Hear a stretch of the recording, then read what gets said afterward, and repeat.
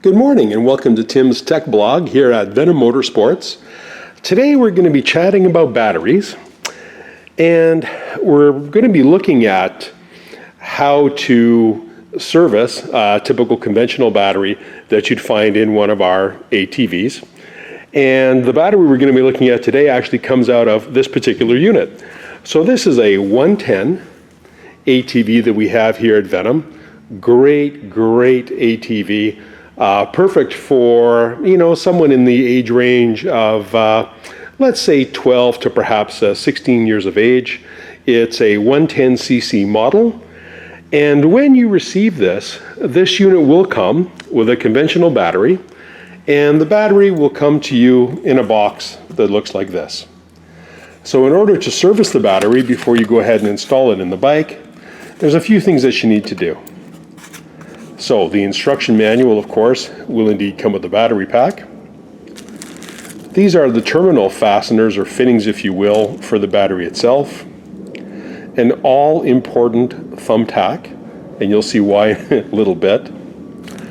And then we get into the dangerous stuff. By dangerous, I'm saying to you that each one of these plastic containers is filled with hydrochloric acid that we're going to be pouring into the battery body. So you've got to be extremely careful with this and ensure that you don't spill any on your hands, or more importantly, get some of this in your eyes. So at this point, you should all have on your safety glasses. This is the main battery body itself. And as you can see, this one again comes from China, Power Your Life. In order to service this battery, and this is a conventional lead acid battery, we're going to need to remove this tab. And this tab basically, when peeled back, reveals a series of male fittings. Now these are male fittings which are going to penetrate into the end of these bottle caps that contain the hydrochloric acid.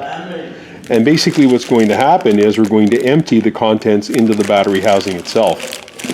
So to begin with, we're going to pull this back and have a look, and each one of these actually represents one of the 2-volt cells that the battery has.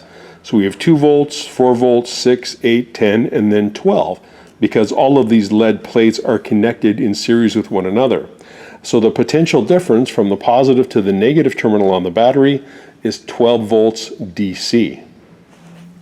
So in order to make this battery functional, the plates have already been charged at the factory. So once we add the hydrochloric acid in, this battery is good to go and will indeed have a full charge. So how do we do that?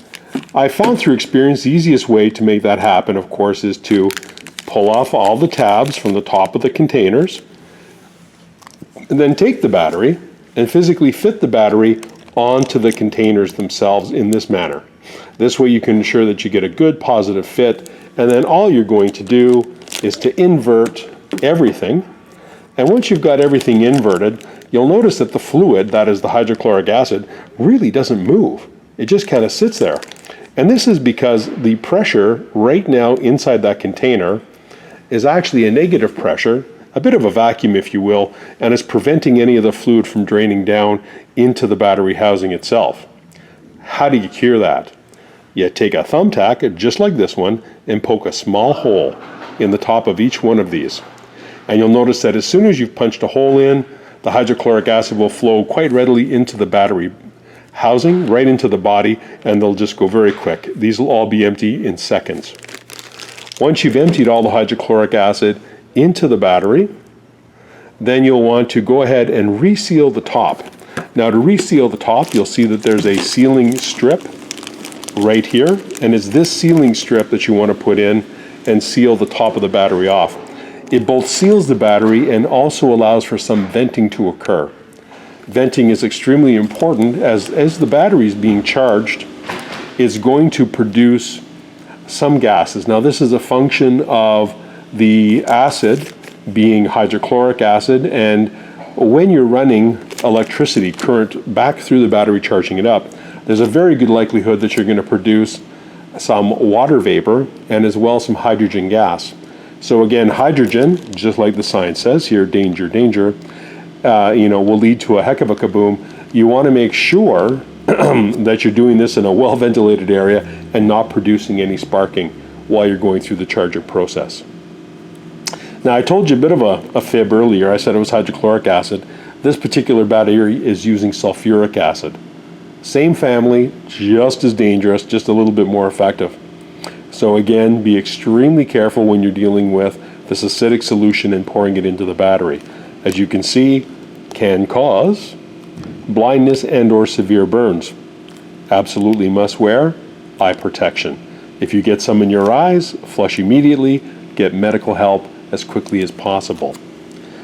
So that's our video blog this week from Venom Motorsports. Next week we're going to have a look at the actual electrical circuitry that we're going to find on your bike, and we're going to study up on some of the typical problems that will occur electrically on the systems that you'll find on your bike and how you can cure those quickly and easily. So we look forward to seeing you again on next week's blog. Please sign up, if you wouldn't mind, and subscribe to our YouTube channel here. And if you have any ideas or questions about other videos that you'd like us to put together for you, please send them in to us at support@venommotorsportscanada.com. Thanks again. Until we see you the next time, enjoy the ride. Bye-bye.